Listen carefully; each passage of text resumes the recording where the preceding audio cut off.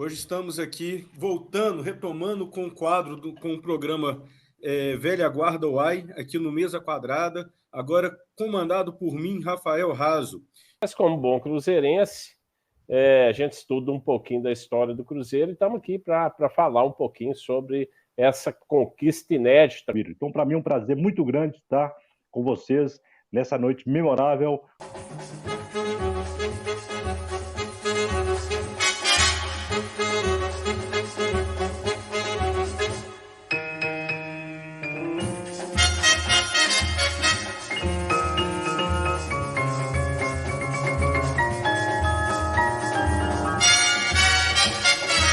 Você, quem tu olhar e falar, esse cara é fera, já tinha um respeito muito grande pelo Reinaldo.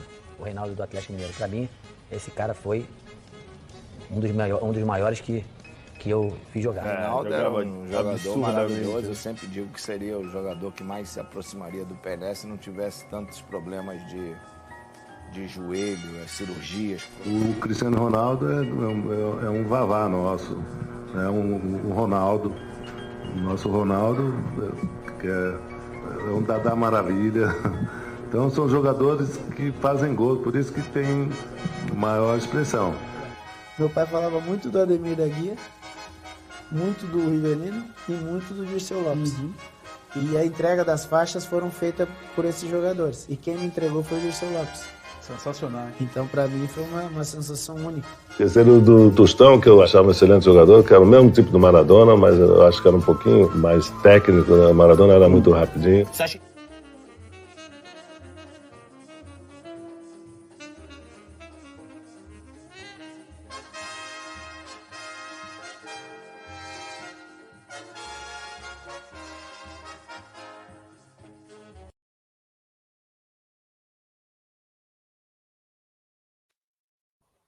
Boa noite, pessoal do Mesa Quadrada, como estão vocês? Tudo bem?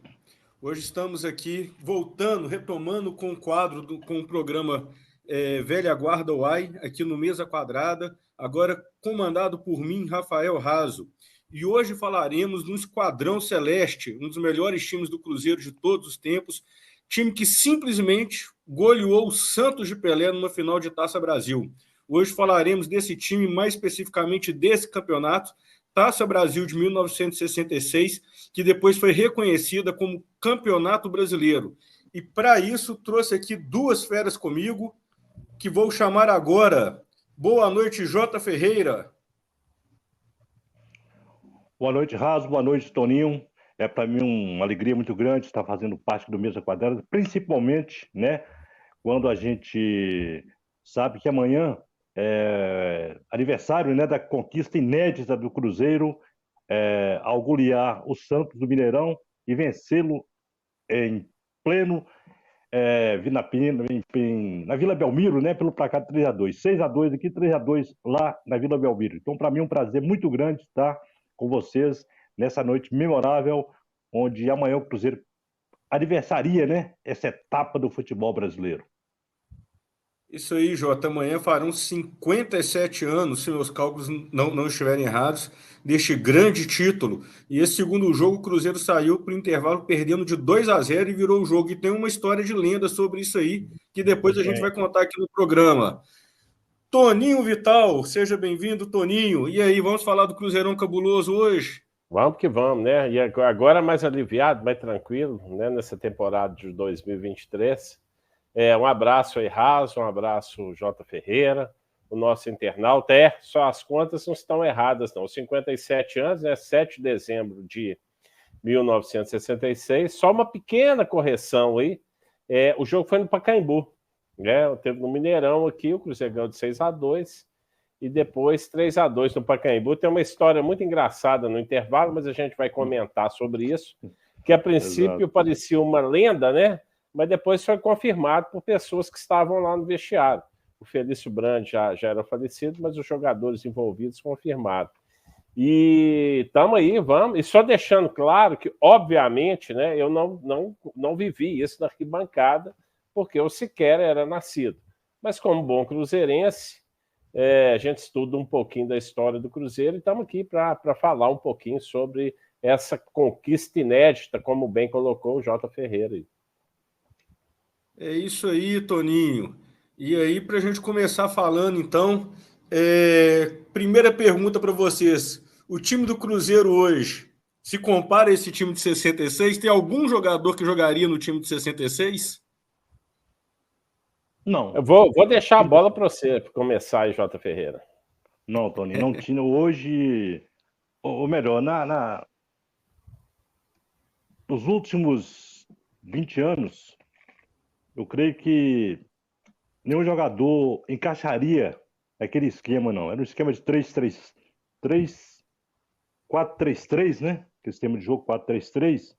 E eu vejo que naquele esquadrão celeste da década de 60, somente de 66, quando foi campeão da Copa Da Taça Brasil?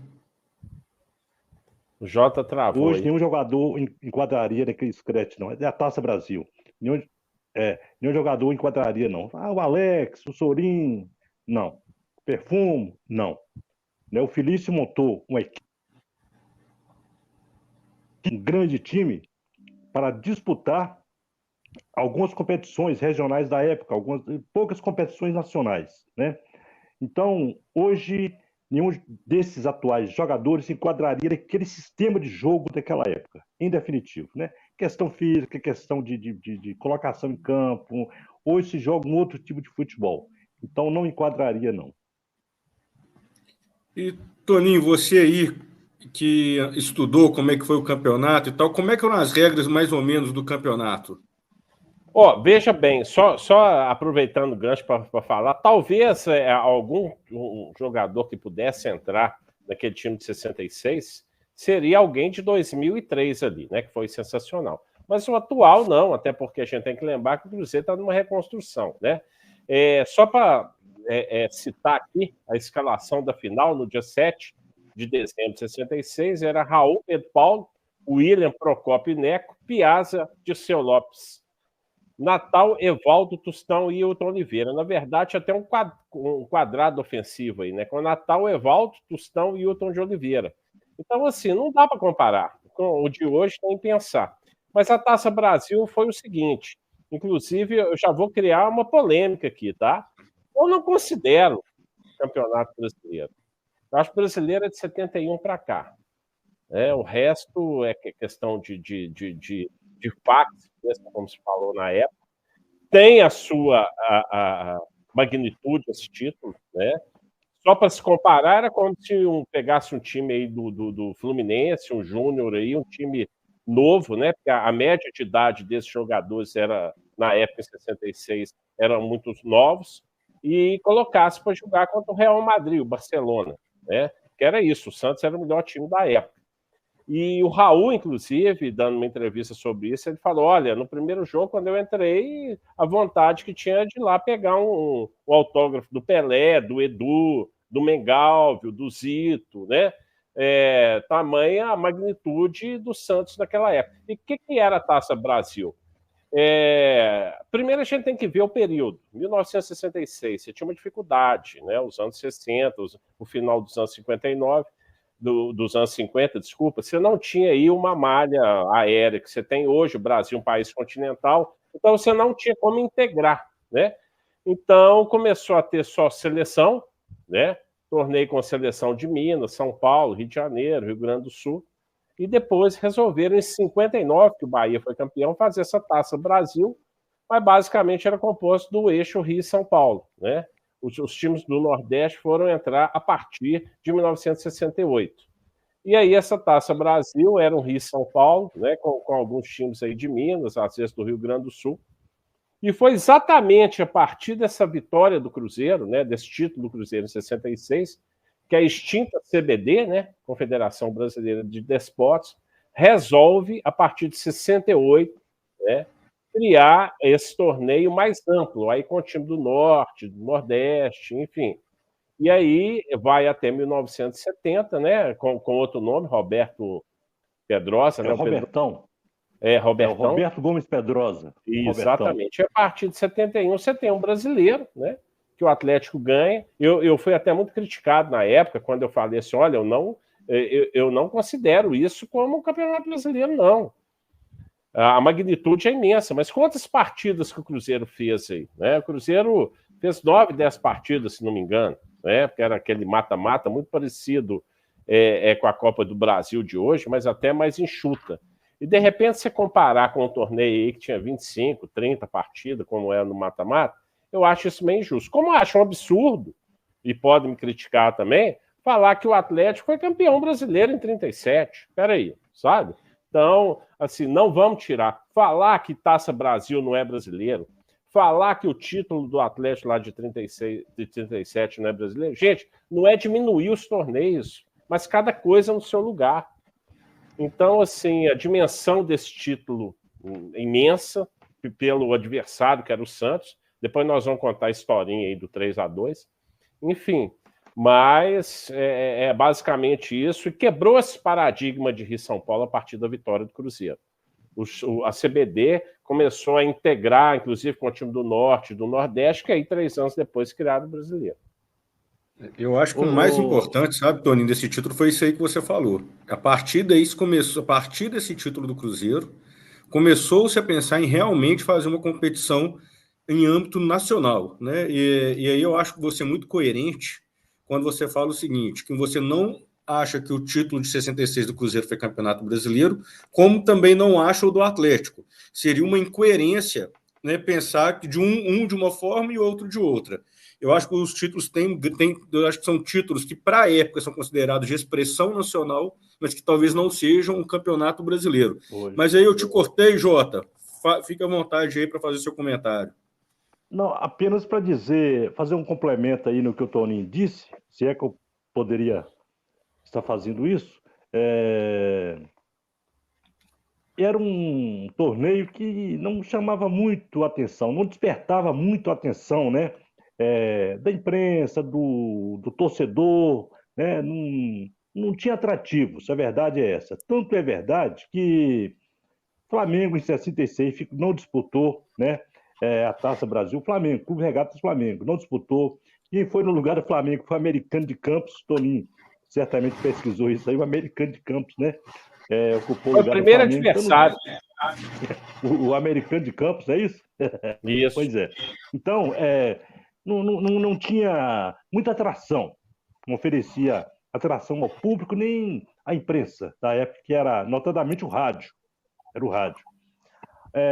Um outro detalhe aí, que chama atenção nessa conquista do Cruzeiro, não quero aqui desmerecer em definitivo, muito pelo contrário, né? Foi a audácia do Felício Brandi em montar uma equipe desconhecida, né? O Atlético América detinha um monopólio do futebol mineiro, tanto é verdade que o clássico entre Atlético e Cruzeiro, ou melhor, entre Atlético e América, era chamado de clássico das multidões, né? E o Felício Brandi, muito audacioso, daí porque o Cruzeiro tem como mascote a raposa, né? Ele monta aquela equipe buscando jogadores, um aqui, outro acolá, outro ali, tal. Trouxe o Raul do Corinthians, né? Do Paranaense, Raul é paranaense. Trouxe o Corinthians, era um reserva lá. Trouxe o Evaldo do Sport Juiz de Fora. Já tinha Tostão do América, né? O Tostão do América.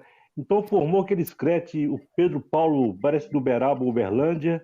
Então montou aquele screte fabuloso, né? Um time bem treinado, e a partir dali ele logra êxito, né, em alguns jogos que contra o Atlético, contra o América e até mesmo contra o Renascença Siderúrgica, e logra êxito, vai para a Copa do Brasil a convite, né, porque não existia essas fases de classificação para chegar ao atual Campeonato Brasileiro que nós temos hoje. O Cruzeiro foi convidado, ele disputou a Taça Brasil e se ouve muito bem. Então o Felício Brandi foi muito corajoso e audacioso, né? E um detalhe importante que eu faço questão de mencionar, Raso e Toninho, é que eu acho importante que se voltasse isso hoje, tá certo? As rendas, os jogadores, os salários dos jogadores, né? Era pago com renda de bilheteria. nem anúncio, nem publicidade não existia nos estádios e nem tampouco na camisa, no uniforme dos jogadores. Então, o salário do jogador era pago com renda de bilheteria, né? Era feito o borderô ali no final das partidas e se pagava o salário do jogador. E o incentivo era o bicho, né? Era um incentivo que dava para vitória ou então para empates. E o Cruzeiro, nessa fase inicial, ele conseguiu, através do Felício Brandi, fazer tudo isso, né? Foi para a Taça Brasil, enfrentou o Americano de Campos no primeiro jogo. Esses jogadores, né, Raul, Tostão, Seu Lopes, Tatal, Piazza, já começou a apresentar um grande futebol e o Cruzeiro conseguiu a classificação para disputar o torneio, essa Taça Brasil contra o Santos de Pelé. E aí foi aquele burburinho, né, no meio político, não só do estado de Minas Gerais, mas do Brasil inteiro. Que time é esse? Que equipe é essa? Que essa primeira disputa nacional, que não era nacional, era quase uma disputa regional, né? Vai enfrentar o Santos de Pelé. Então foi um grande marco na história do futebol mineiro e, quiçá, do futebol brasileiro. E o segundo momento do futebol brasileiro foi a conquista do Atlético, também foi um grande marco em 1971. Foi outro grande marco, a conquista do Clube Atlético Mineiro em 1971, disputando sim aí um torneio nacional, disputando contra o Botafogo no Rio de Janeiro e vencendo por 2-1. O gol de Dario de cabeça, né? Um cruzamento de Humberto Ramos. Então, gente, essa conquista do Cruzeiro foi espetacular, porque marcou, a partir dali, o futebol de Minas, né? Ele começa a ser olhado com outros olhos. E veio culminar com a conquista em 1971 do Clube Atlético Mineiro, né? Que desbancou o Botafogo em pleno Maracanã por 2-1. Foi o segundo grande marco do futebol de Minas Gerais frente ao futebol nacional. Ou seja, Jota, a verdade é que o Cruzeiro iniciou, dentro do cenário futebolístico brasileiro, né, a expansão do futebol para fora do eixo Rio-São Paulo, né? E o que foi aí aumentado, né, essa expansão aí pelo Atlético em 71, né? Mas isso aí demonstra que historicamente, independentemente se foi campeonato brasileiro ou se foi um torneio nacional ou quiçá regional, mas que ele foi importante para o cenário do futebol brasileiro, pelo que ele representou, né, e pelo que ele representa. Ô, Toninho, e esse time do Santos aqui, você acha que botava medo em alguém? Esse time do Santos que jogou contra o Cruzeiro na final, com Cláudio Lima, Haroldo Oberdan, Zé Carlos, Zito Melgávio, Amauri, depois Durval, Toninho Guerreiro, Pelé e Edu. E o técnico era o Lula. O time que tinha ganhado essa mesma Taça Brasil de 61 a 65 até então. Você acha que ele botava medo em alguém? Esse time tinha um respeito de alguém? Era o melhor time do mundo, né? Campeão mundial interclubes, era o Barcelona, o Real Madrid da época. Bicampeão mundial, né? Foi bicampeão mundial, exatamente. Então, assim, e ninguém esperava, era uma surpresa. Eu comparo, guardadas as proporções, e essa eu pude ver, e quando a gente vê a coisa, né, mesmo você estudando, vendo o vídeo, mas você está presente, foi uma coisa mais ou menos parecida com aquela que o Cruzeiro ganhou do Palmeiras em 96, que a Parmalat, um timão, Roberto Castro, e o Cruzeiro de Levir Coupe nem tanto. Mas guardadas as proporções, porque o Santos era um time de projeção mundial, não era nem nacional, né? Então foi muito grande essa conquista. E eu já vou adiantar essa história aí do vexado, dos bastidores. Foi o seguinte: naquela época não se valorizava diferença de gols. Se um time ganhasse 10-1 e outro ganhar de 1-0, você ia ter o terceiro jogo. Até porque, como bem pontuado pelo J. Ferreira, o que dava dinheiro naquela época os clubes era arrecadação. Então, tinha o terceiro jogo, né? A popular negra, né? Que a gente vai jogar a negra ali porque, né, deu resultado igual. Então, o Cruzeiro ganhou lá de 6-2, ganhou aqui de 6-2 e no Pacaembu acabou o primeiro tempo 2-0. E o presidente da Federação Paulista, na época, esqueci o nome, mas estava na minha cabeça até pouco antes do programa, foi lá no vestiário Cruzeiro, já para marcar o terceiro jogo, que poderia ser no Maracanã, tinha que ser um campo neutro. E o Felício falou, não, o jogo não acabou, e usou isso para motivar os meninos. Falou, ó, o cara acabou de sair daqui e falou que nós vamos perder o jogo, né? E vai ter a nega, não vão... Aí o time, motivado por isso, já funcionava essa questão do vestiário, né? O Cruzeiro virou o jogo para 3-2, né? O Pelé marca o primeiro gol aos 23 do primeiro tempo, o Toninho Guerreiro aos 25. Aí vai para o segundo tempo, o Tostão errou um pênalti, depois o Tostão faz aos 18, o Dirceu Lopes aos 28, e aí já dava Cruzeiro, né? O Santos foi desesperadamente para cima do Cruzeiro, tentando fazer o 3-2, que seria o terceiro jogo, e o Natal, aos 44 minutos, naquela época não tinha tanto desconto, né? O juiz terminava aos 45, aos 44, o Natal faz o terceiro gol e acaba com o jogo e acaba com a esperança do Santos de ter um terceiro jogo, né? E então, o presidente da federação era o Mendonça Falcão, só para... Exatamente. Eu coloquei 2 jogadores na cabeça para não esquecer. O Mendonça, um craque que jogou no Botafogo, e o Falcão, que todo mundo conhece. Mas acabei esquecendo. Então, era exatamente isso que aconteceu, né? E essa história foi guardada com o Felício. O Felício mudou o paradigma do Cruzeiro. Só uma situação aqui, porque o eixo Rio-São Paulo mandou muito. Segundo historiadores, né, do futebol, Minas tinha estádios acanhados. Era o campo do 7 de setembro, onde estava a Independência, a Alameda, o campo do Atlético ali, o Barro Preto, enquanto o Rio, São Paulo e até Bahia, né, na Fonte Nova, já tinham grandes estádios, que levavam grandes públicos, e os times estavam acostumados a esse tipo de competição. E o futebol mineiro ainda não tinha. Em 65, com a inauguração do Mineirão, né, estádio Magalhães Pinto, a gente passa a ter uma grande praça de esporte, os times, entre aspas, acostumaram com grandes públicos e grandes competições. Aí vira essa situação Atlético e Cruzeiro, né, principalmente, e o América perde o trem da história, que o Jota bem colocou, que até o começo dos anos 60, o clássico das multidões era América Atlético. O América perde o trem da história, você pode até confirmar isso com seus tios aí, que são americanos natos, raízes, que fazem parte da história. Os rasos fazem parte da história do América, que eu também estudei um pouco. Então, a partir daí que o América perde o trem da história. Ele fica meio que amador ainda naqueles campos pequenos, e o Cruzeiro, graças ao Felício Brandi, que foi um presidente que ficou de 61 a 82, elevou o Cruzeiro, o Atlético também do seu lado, né, conseguiu equiparar Atlético e Cruzeiro aos grandes times do eixo São Paulo, graças à construção do Mineirão, né? Você vê que o Cruzeiro ganha um título logo depois de 66, em 71, inclusive acabando com a hegemonia do Santos, né, Raso, que você bem colocou aí, 5 campeonatos direto, e depois vem o Atlético. Só para dar uma pincelada e encerrar, nós tivemos de 59 a 68, foram aí 10, 11, né? 11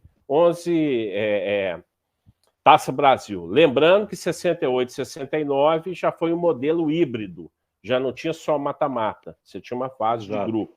Foi até que gestou, digamos assim, o Campeonato Brasileiro. Então, de 12 torneios disputados, só 2 não foram vencidos por time do Rio e São Paulo. O primeiro com o Bahia, né, em 59, e em 66 com o Cruzeiro. De lá para cá, né, nesse período, nesse intervalo, foi só Palmeiras, Santos, Palmeiras, Botafogo, enfim, né? E o Cruzeiro quebra essa hegemonia aí. Não, bacana demais. E fazer uma pergunta para vocês dois aqui. Vocês sabiam que o Cruzeiro teve que investigar onde que estava a taça, literalmente a taça da Taça Brasil de 66? Vocês conhecem essa história? Não, confesso que eu não conheço. Então fala aí, Jota. Raso, eu acompanhei o boato, né? Houve esse boato realmente, né? Eu lembro que na época a rádio que transmitia o futebol aqui em Minas era a Rádio Guarani, tá certo? A Rádio Guarani que transmitia o futebol, e a Rádio Inconfidência, as duas, né? A Itatiaia ainda muito restrita lá em Nova Lima, né? Aquele negócio ali dos balestérios, aquele trem e tal, do Januário Carneiro. Então, eu lembro eu era criança ainda, tinha 7 anos, que houve esse comentário, né, lá na escola, entre os professores e funcionários da escola, que o time novo que tinha surgido em Minas, que era o Cruzeiro, estava procurando saber onde tinha colocado a taça que ele havia ganhado do Santos. Então, eu ouvia quer dizer, nós, alunos lá da escola, ouvíamos isso de professores e funcionários. Agora, uma curiosidade, Raso, eu acho que vale para as pessoas que acompanharam o futebol naquela época, é que quando esse time novo, montado pelo Felício Brandi, né, tendo o Ayrton Moreira como treinador, não é isso, Toninho? O Ayrton Moreira, como treinador, despertou, aguçou a coragem e a volúpia das demais equipes de futebol aqui do Brasil. Aí inclui o Atlético, o América, aqui em Minas, o Siderúrgico, o Renascença, tá certo? São Paulo, Rio de Janeiro, Rio Grande do Sul, Bahia e outros estados, falou, pô, se esse time montado aí pelo Felício, pelo Ayrton Moreira, que era o treinador, conseguir desbancar o Santos em pleno Mineirão por 6-2 e desbancou o Santos lá no Pacaembu, né, Toninho? Por 3-2, então nós também podemos enfrentar o Santos de igual para igual, né? Então foi uma época, vocês podem observar aí, onde o Santos aplicou algumas goleadas, tá certo?